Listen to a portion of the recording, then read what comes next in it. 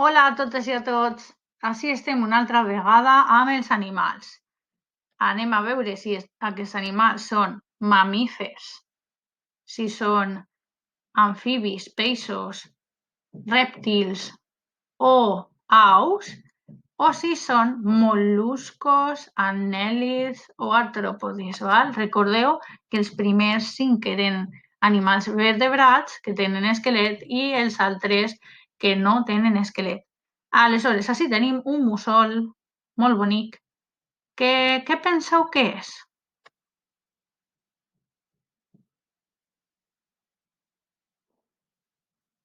Molt bé, és un au i és un animal vertebrat.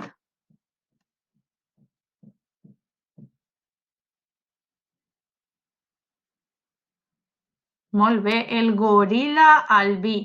Aquest és un mamífer vertebrat.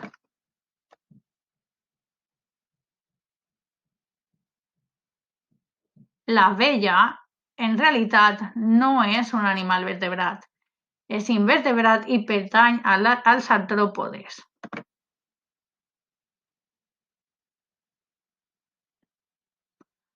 L'ornitorrinc.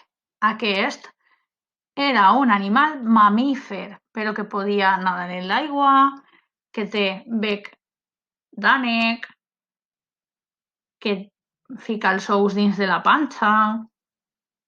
Era un animal un tant estrany. I el caragol de mar?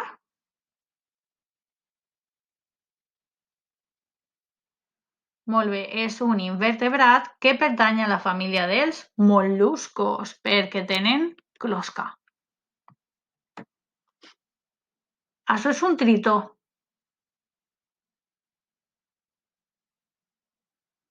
Que és un animal vertebrat que pertany als amfibis.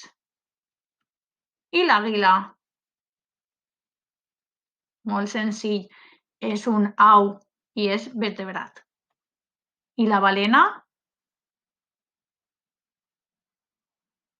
Recordeu que la balena era un animal vertebrat, mamífer que vivia en l'aigua.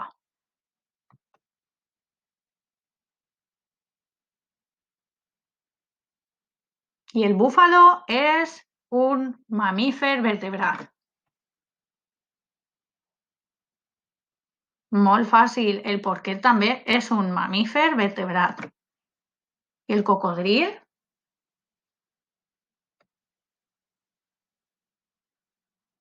És d'aquests animals que s'arrosseguen per terra per a desplaçar-se. Molt bé, és un vertebrat rèptil.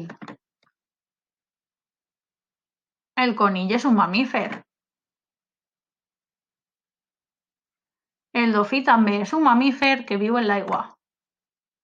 I la medusa? És un animal invertebrat. Aquest era el nyandú, que és molt paregut a l'estrus. Un vertebrat que pertany a les aus. I el cuc?